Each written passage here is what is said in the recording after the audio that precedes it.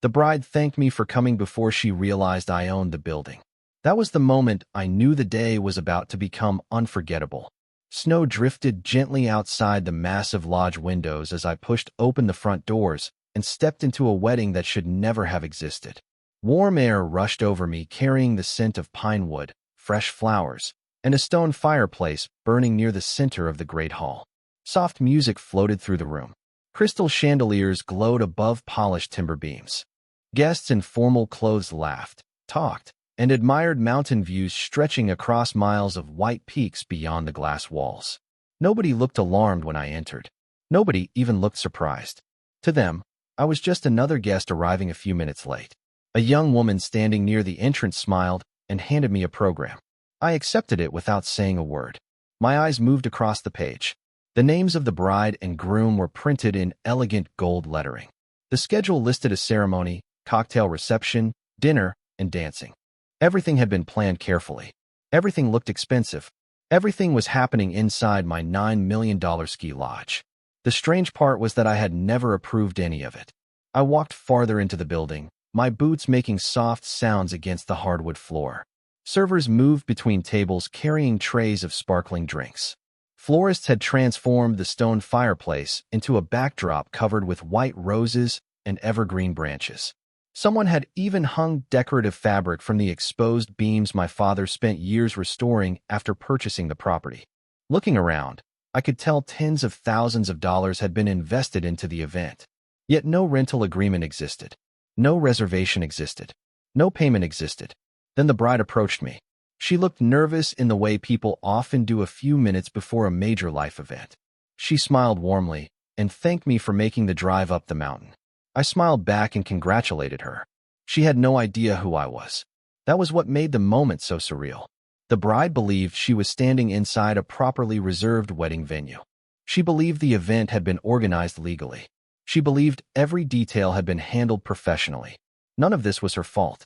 Someone else had convinced her everything was legitimate.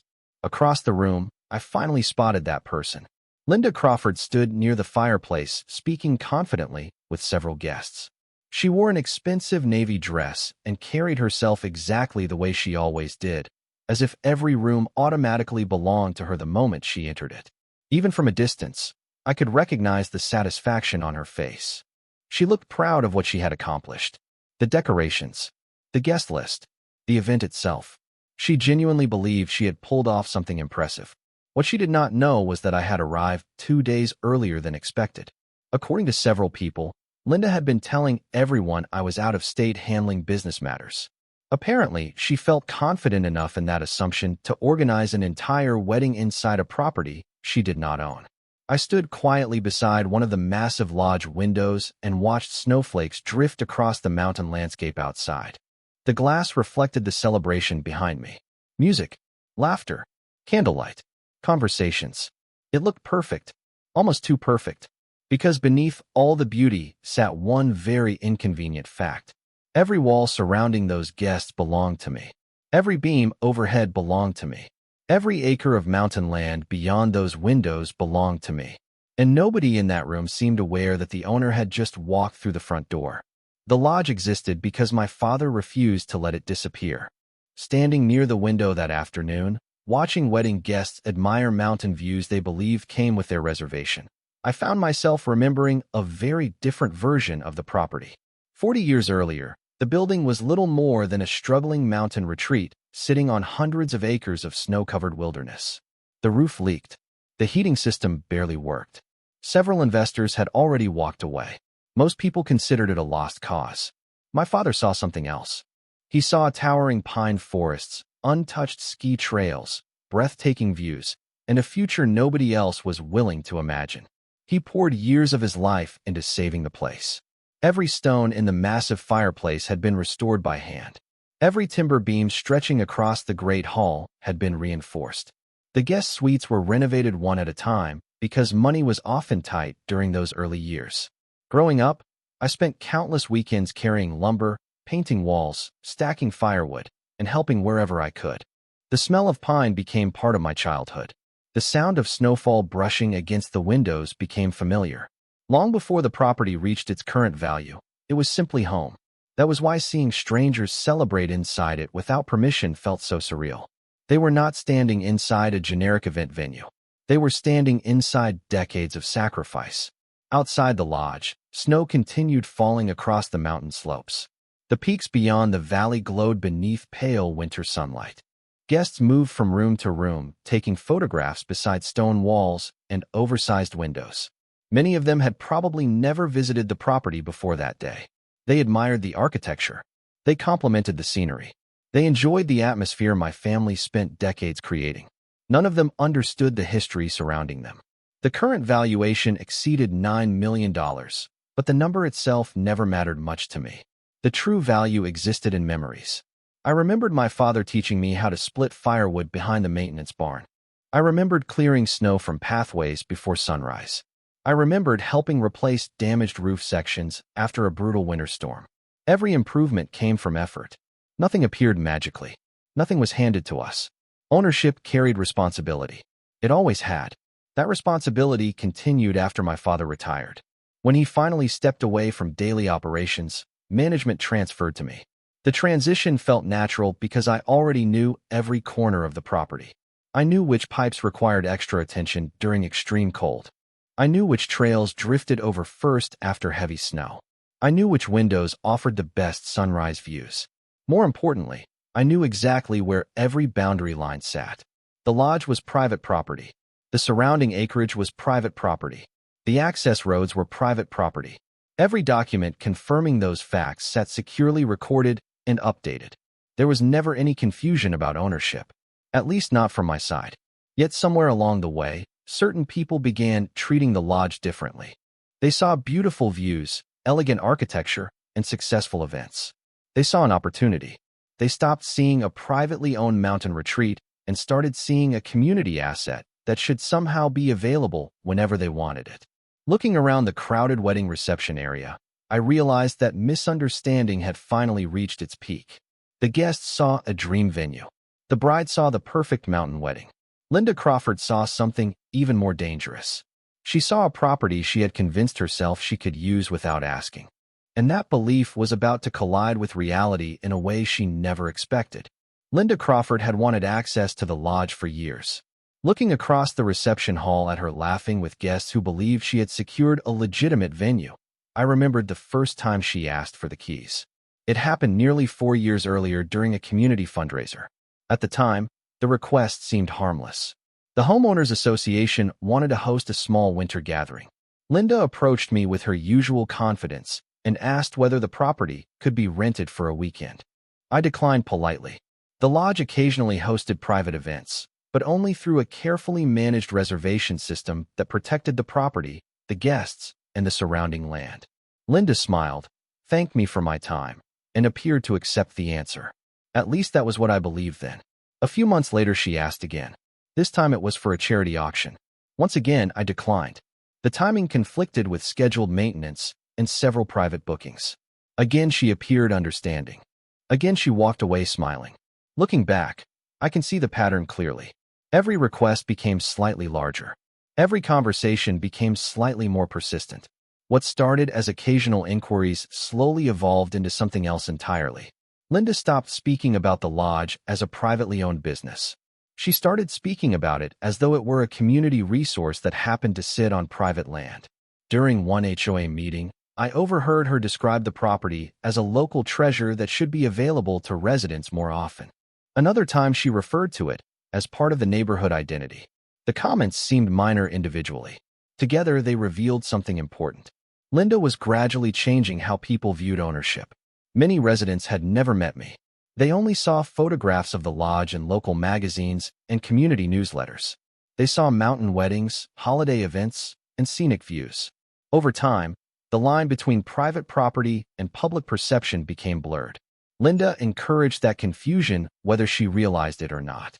2 years before the wedding, she approached me with what she described as a partnership opportunity. She proposed discounted access for HOA-sponsored functions.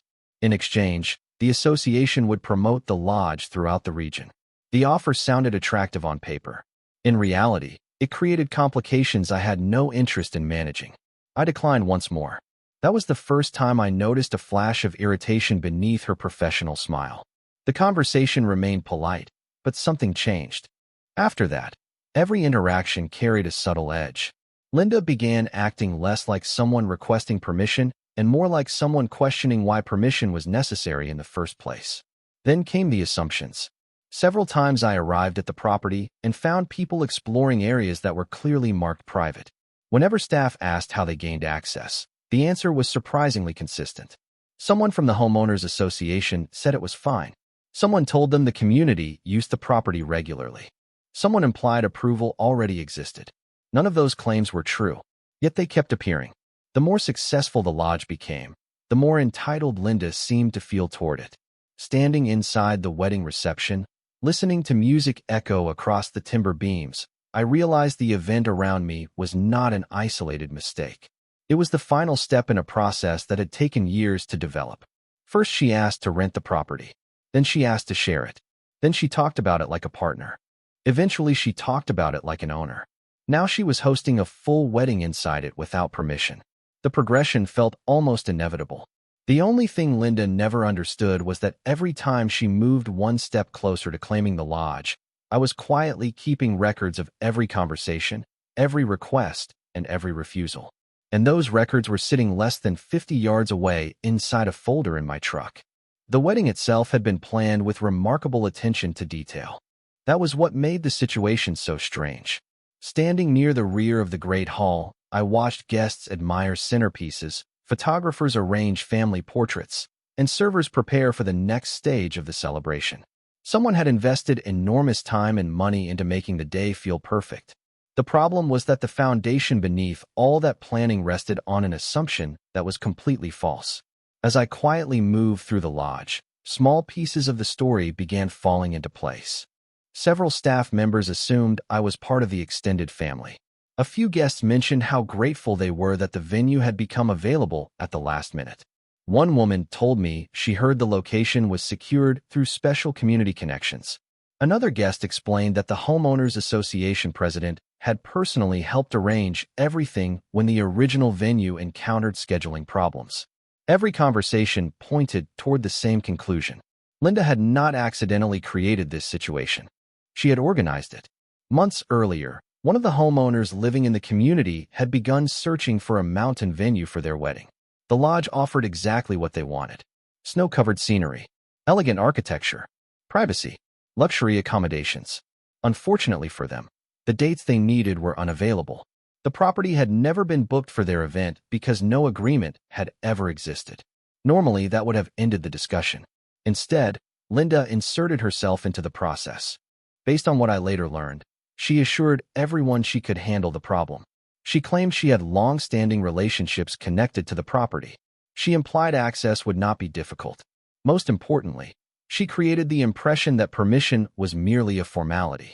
Looking around the room, I could almost see how the misunderstanding grew. The bride and groom trusted Linda. Vendors trusted Linda. Guests trusted Linda. Every person involved believed someone else had verified the details. Nobody thought to contact the owner directly. Why would they? Linda presented herself as someone with authority. Over time, people stopped asking questions. They simply accepted her answers. The music shifted as a string quartet near the fireplace began preparing for the ceremony. Soft notes echoed through the hall while guests slowly moved toward their seats. Candlelight reflected across polished wood surfaces. Outside the windows, snow continued falling across the mountains. The setting looked like something from a magazine cover. For a brief moment, I almost felt sorry for everyone involved. The bride and groom were innocent. Their families were innocent. Most of the guests were innocent.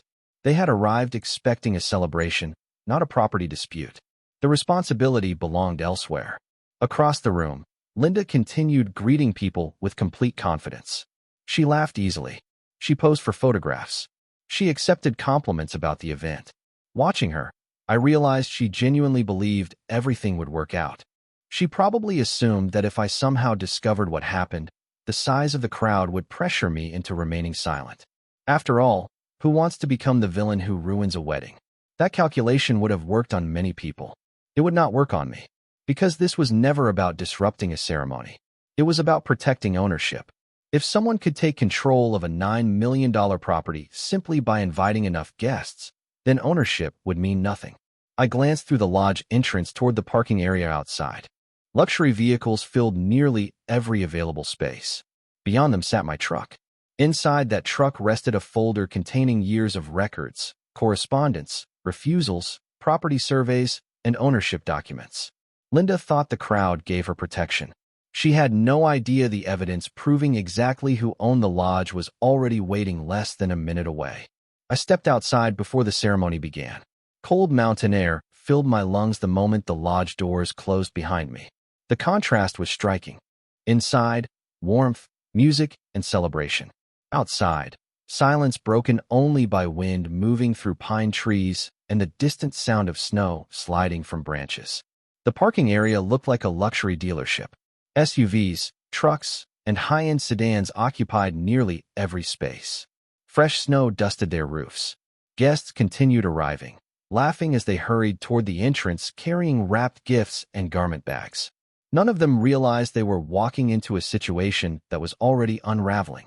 My truck sat near the edge of the lot exactly where I left it. I opened the passenger door and reached beneath the seat. The folder was still there. Thick, organized, familiar. Years of documentation filled its contents. Property deeds, survey maps, boundary records, tax documents, correspondence, copies of every request Linda Crawford had made regarding the lodge, copies of every refusal I had issued. Looking through the pages, I felt the same calm certainty I always felt when facts were involved. Emotions can become complicated.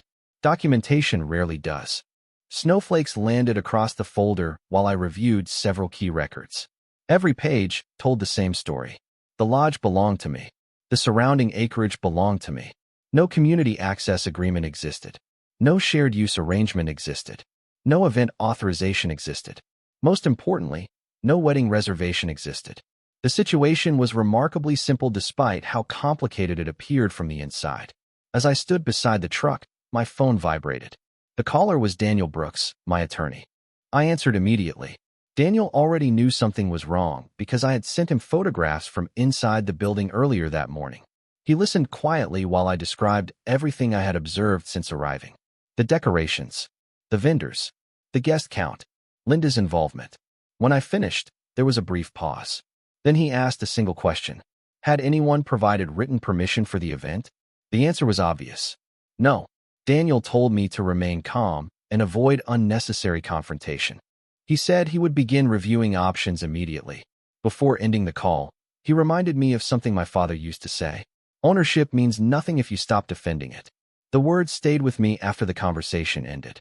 Returning toward the lodge, I noticed several event vendors unloading additional equipment near a side entrance. Florists adjusted decorations. Catering staff moved supplies between vehicles.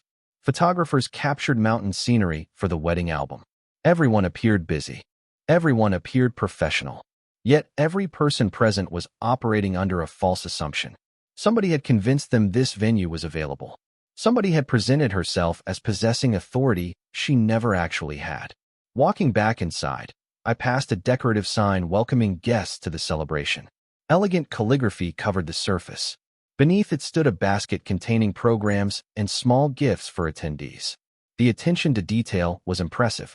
Linda had clearly invested significant effort into creating the illusion of legitimacy. Across the Great Hall, the bride and groom prepared for the ceremony. Family members gathered for photographs. Children ran between tables. The string quartet continued playing softly near the fireplace. Watching them, I felt increasingly determined to handle the situation correctly. The innocent people in the room deserved professionalism, not chaos. The responsibility belonged to the person who organized everything without permission. Near the front of the lodge, Linda spotted me again. This time her smile looked different. Smaller, more cautious. I realized she had finally started asking questions about the unfamiliar guest lingering around the property. For the first time all afternoon, I saw uncertainty flicker across her face. She still did not know exactly who I was, but instinct was beginning to tell her something was wrong. And within the next hour, that instinct would prove completely correct. The ceremony began 10 minutes later. Guests filled rows of carefully arranged chairs facing the massive stone fireplace. Candlelight flickered against timber walls while snow drifted past the towering windows behind them. The string quartet shifted into a softer melody. Conversations faded. Cameras lifted. Smiles spread across the room. It was the moment everyone had been waiting for. Yet while the guests focused on the couple preparing to exchange vows, my attention remained fixed on Linda Crawford.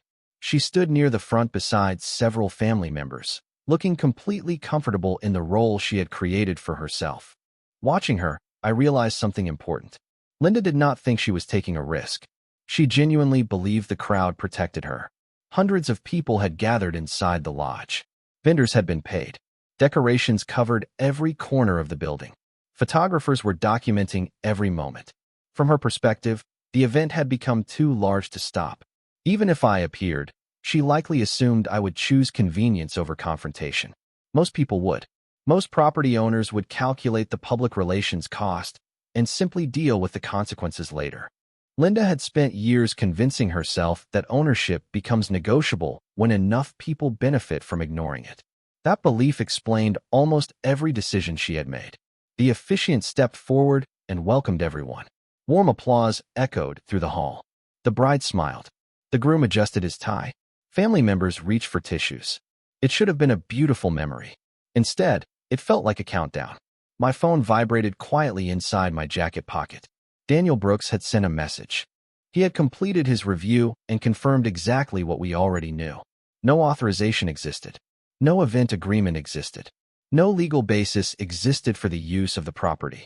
More importantly, he had already contacted local authorities and provided documentation verifying ownership. Reading the message, I felt the same calm certainty that arrived every time facts replaced assumptions. The truth had a way of simplifying complicated situations. Across the hall, Linda finally approached me directly. Her expression remained friendly, but the confidence from earlier seemed weaker now. She asked whether we had met before. I told her we had. Several times. For a brief moment, confusion crossed her face. Then recognition appeared. I watched the exact second she remembered. The requests. The meetings. The refusals. Every conversation she had spent years trying to move past suddenly returned all at once. The color drained slightly from her expression. She glanced toward the entrance. Then back toward me. Then toward the ceremony. The calculations happening behind her eyes were almost visible. She understood who I was now. What she did not understand was how much documentation already existed. Linda quickly recovered her composure and assured me everything could be discussed later. She spoke softly, careful not to attract attention.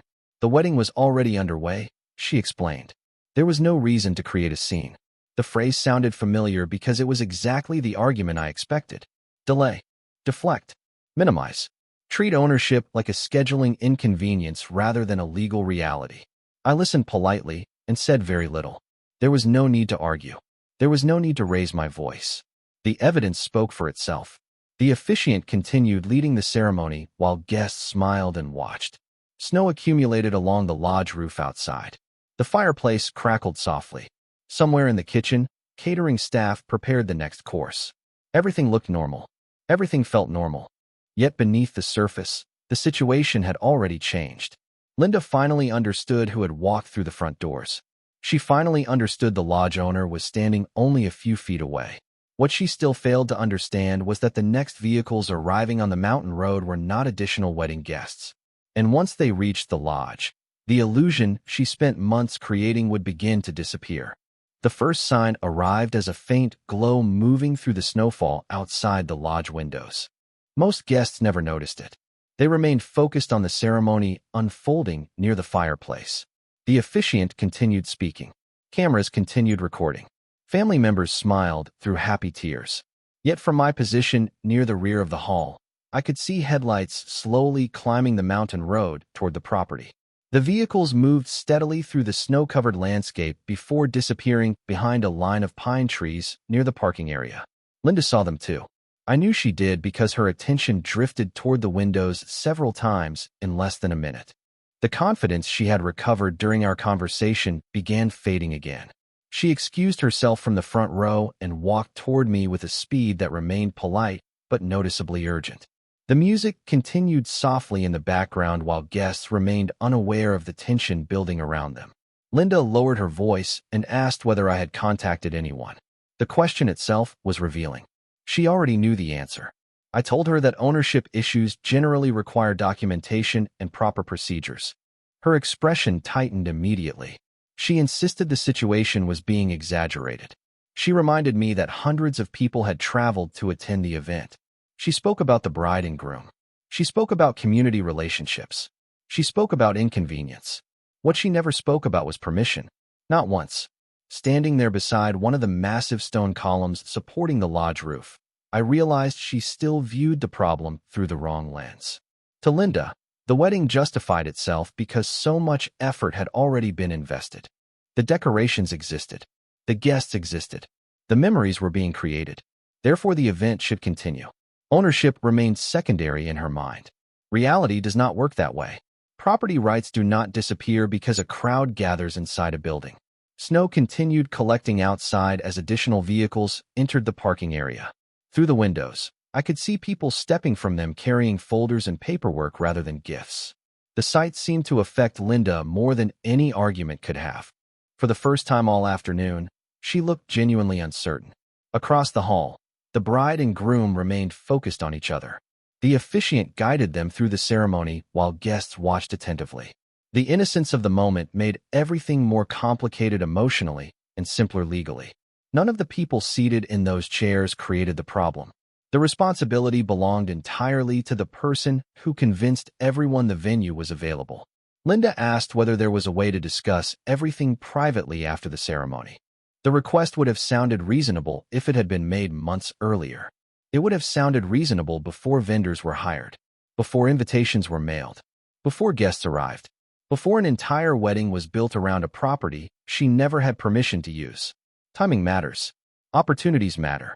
Linda had ignored both. The great hall felt strangely quiet despite being full of people. The fire crackled inside the stone hearth. Snow brushed gently against the windows. The scent of pine garlands mixed with candle wax and fresh flowers. Everything looked beautiful. Yet beneath the elegance sat a truth that could no longer be avoided. Linda spent years treating boundaries like suggestions. She spent years assuming confidence could replace authorization. She spent years believing private ownership would eventually bend to public pressure. Now those assumptions were reaching their limit. A staff member entered from the main doors and walked discreetly toward me. He quietly informed me that several officials had arrived and were requesting a brief meeting near the entrance. I thanked him and nodded. Across from me, Linda understood exactly what those words meant. Her eyes moved toward the doors, then toward the guests, then toward the ceremony still unfolding near the fireplace. The crowd she believed would protect her was still sitting in their chairs. What she had not considered was that the same audience would soon hear the truth. The meeting near the entrance lasted less than 10 minutes. That was all the time required because the facts were straightforward. Snow continued falling outside while several deputies reviewed ownership records, property surveys, identification documents, and the complete event history Daniel Brooks had assembled. Every page pointed to the same conclusion. The lodge was private property. No authorization existed for the wedding. No rental agreement existed. No permission existed. Standing beside the reception desk, I watched the review unfold with the same calm certainty I had felt all afternoon. Across from me, Linda Crawford appeared increasingly uneasy. The confidence that carried her through months of planning had finally begun to disappear. Once documentation entered the conversation, assumptions no longer mattered. The deputies remained professional throughout the process. Nobody raised their voice. Nobody created unnecessary drama. They simply reviewed facts and explained the situation.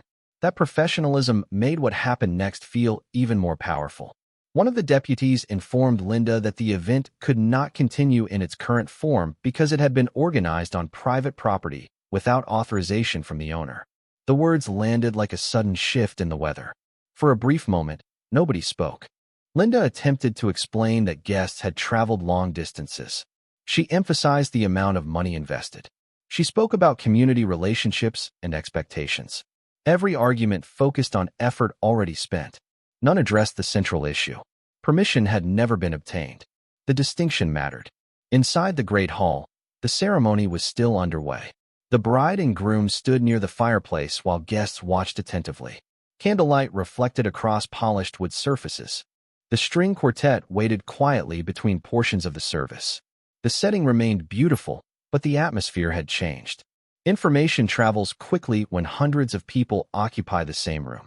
Small conversations began spreading through the audience. Guests glanced toward the entrance.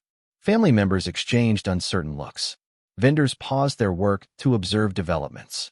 The realization moved through the lodge gradually. Something was wrong.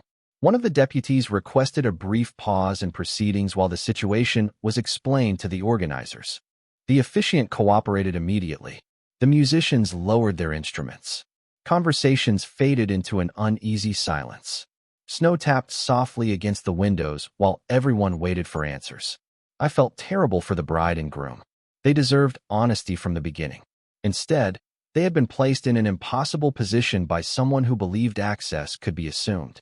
The deputy calmly explained the ownership situation and the absence of authorization. No accusations. No theatrics. Just facts. The reaction across the room was immediate. Confusion replaced celebration. Guests looked toward Linda. Vendors looked toward Linda. Even members of the wedding party looked toward Linda. For months, she had presented herself as the person handling every detail. Now people wanted to know how such a critical detail had been overlooked. Linda attempted to defend her decisions. She insisted she believed access would not be a problem. She suggested the situation could still be resolved privately. Yet every explanation seemed weaker than the one before it. The problem was no longer hidden behind assumptions. The truth stood in plain sight. The owner was present. The documents were present. The deputies were present. Most importantly, the audience she believed would shield her from consequences had become witnesses instead. Looking around the hall, I noticed something remarkable. Nobody appeared angry at me. If anything, many guests seemed relieved to finally understand what was happening. People respect ownership when they understand it. They respect honesty even more. The ceremony had stopped, but the larger story was finally becoming clear. Linda spent years acting as though my lodge belonged to anyone willing to use it. Now, in front of everyone she hoped would validate her decision, reality was doing something far more powerful. Reality was correcting the record. By sunset, the lodge was quiet again. The transformation felt almost impossible to believe. Just hours earlier, every room had been filled with music, conversations, and the energy of a celebration built on a misunderstanding that never should have existed. Now the great hall stood nearly empty. Floral arrangements were being removed. Vendors packed equipment into trucks. Guests departed down the mountain road beneath a sky painted with shades of orange and gold. Snow continued falling gently outside, covering tire tracks almost as quickly as they appeared. Standing near the fireplace, I watched the final pieces of the event disappear one by one. The bride and groom had handled the situation with far more grace than anyone could have expected. Once they understood the truth, their frustration was directed toward the right place. They had trusted someone who claimed to possess authority she never had. They were victims of the situation, not its cause. Before leaving, the groom actually shook my hand. The bride did the same. Neither seemed angry about ownership. They were disappointed by deception. There is a difference. Linda Crawford remained at the lodge longer than anyone else. The confidence that followed her throughout the day was gone.